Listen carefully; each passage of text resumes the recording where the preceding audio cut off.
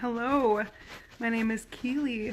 I am a trust-based therapeutic touch practitioner with Cuddlist, and I'm also a certified cuddle party facilitator.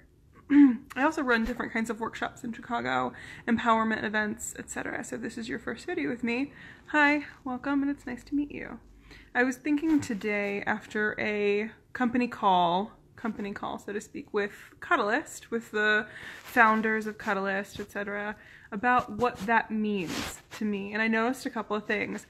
First thing I want to mention is how as the therapeutic touch or professional cuddling world grows, I am starting to see a very interesting trend. And that is to call any therapeutic touch practitioner or a professional cuddler a cuddlist. It's kind of like the Kleenex effect or the Xerox effect, when a certain profession or a certain item becomes what everyone mentions, when a certain brand becomes the name of that item or that thing.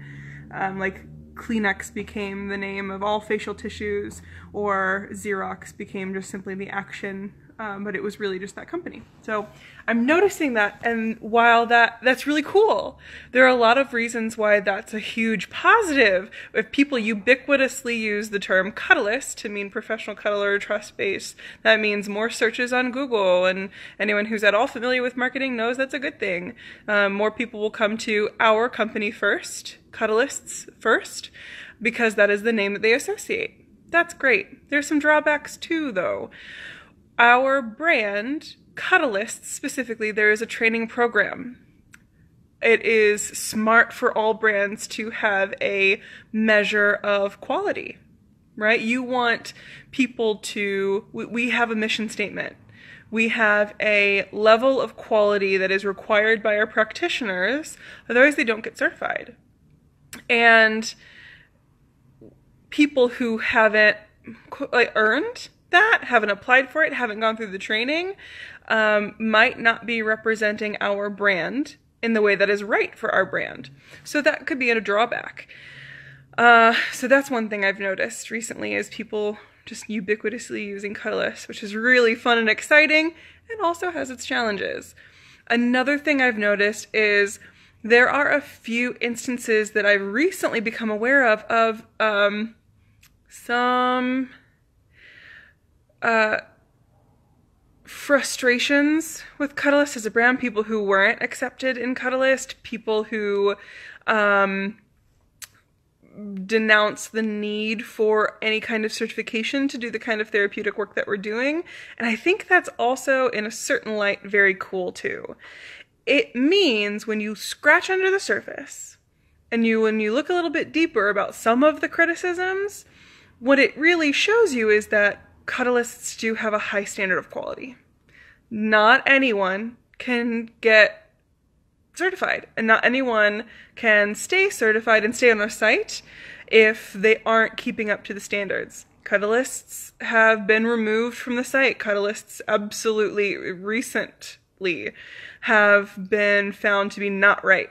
They aren't living up to the type of quality and standard that Cuddlists must have, which feels to me really, really good. It feels really good because it is protecting my reputation by extension. It's protecting and it is affirming the value that I place in Cuddlist, in the training, in the morals, in the mission statement of the company. It affirms that, and that feels really good. So I wanted to share that, and that kind of wraps me up and brings me to the biggest point of this, and that's what Cuddlist means or has meant to me. I would not have access to the people whose lives I am able to change for the better without Cuddlist. And I would not be as skilled and as qualified and as ethically able to treat these people who are coming to me for trust-based therapeutic touch had I not been with Cuddlist. And I continued. It's not just the training. It's also the community support. I have so many other colleagues that I can call on for questions, that I'm in community with, that I'm constantly learning from, that I'm constantly growing with, who I'm inspiring. The community of Cuddlists, we keep each other to constantly new and improving standards of care and quality for our clients.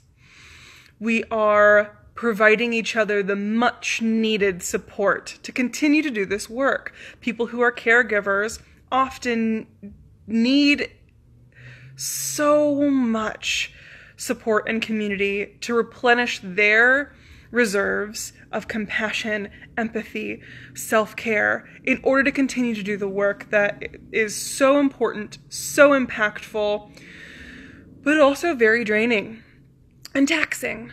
And it's good because it's good work, and it's so rewarding, and it's absolutely draining. So having that group around me is invaluable. The training's invaluable, the community aspect is invaluable, and the continuing education. The founders I'm in community with and contact with all the time. They are constantly looking for new ways to help me in my business market. They're constantly looking for new ways to help me in my business grow, help me as a practitioner become aware of new kinds of training out there, new ideas in the world, be a part of studies that will further the world's view and the political opinion of what our business is, make it more accessible. They're always tirelessly working to do that, and I benefit every day from the amount of work they put in. So that, in a nutshell, is what Cuddlist means to me. And that's what the brand means to me, and it's why I recommend it to anybody.